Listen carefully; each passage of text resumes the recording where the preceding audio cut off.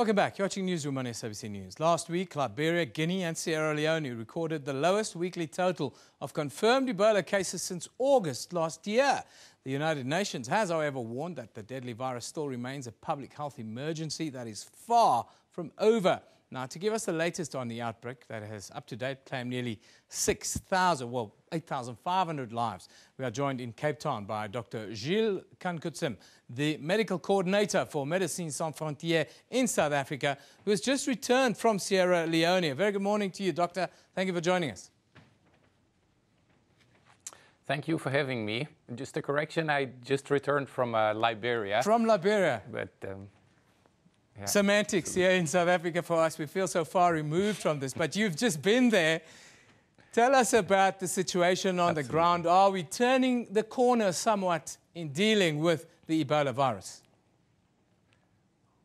So it's good news that we're at the lowest numbers of new cases since August, but this is a very unpredictable epidemic. It's also the biggest epidemic by far of Ebola ever seen in human history.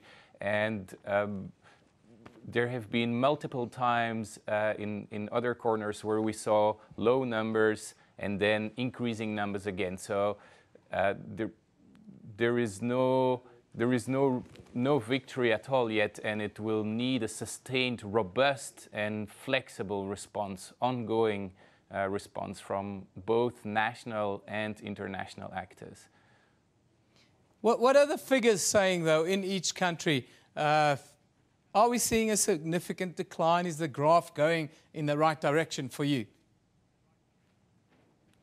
So yes, in Liberia, there's a very significant decline after a peak in September, October. The numbers have been steadily going down in Liberia. In Sierra Leone, the numbers remain very high, but have stabilized compared to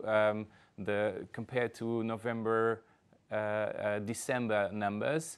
And in Guinea, the numbers also have stabilized, but we see geographic expansion of the epidemic with cases being declared in new districts over time. So that is very worrying because, as you know, one case can start a new epidemic. What's the international response like at the moment? Is it waning? Is it losing interest? Look, Doctors Without Borders has in September asked for actors with capacity to fight biological disasters for increased investment. The international response has been mostly financial and in building treatment centers for Ebola, but leaving it to NGOs and to national departments of health to staff these treatment centers. So the international response currently lacks flexibility and lacks coordination.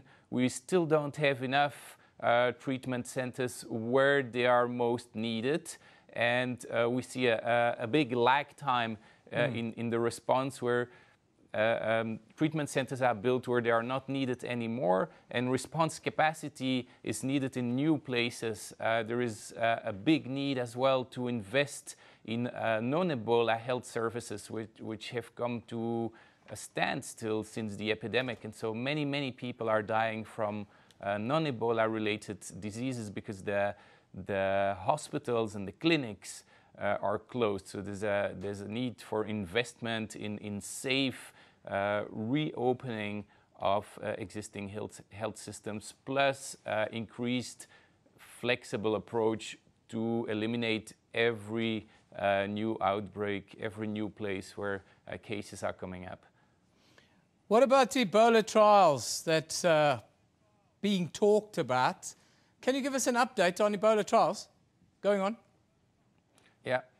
So in terms of Ebola treatment trials, MSF is involved in 3 different trials. The first one is an antiviral drug called favipiravir The research is led by INSERM, which is the French health research agency, and that is happening in the MSF treatment center of Gekedou in Guinea. There is a second antiviral trial in Monrovia in Liberia in the LY3 treatment center of MSF on a drug called brincidofovir that is led by Oxford University and a consortium of researchers that has started on the 1st of January.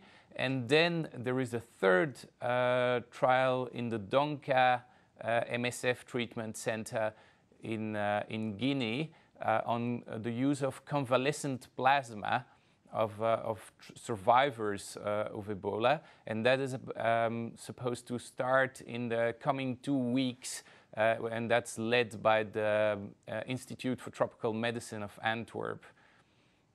Thank you very much for that update. That is Dr. Gilles Cutsem, who joined us live from Cape Town. He's the medical coordinator for Médecins Sans Frontières, Doctors Without Borders here in South Africa. Yes, the news is good coming out of the affected areas in West Africa, but there's still a long fight ahead to come to terms with the damage caused by the Ebola virus.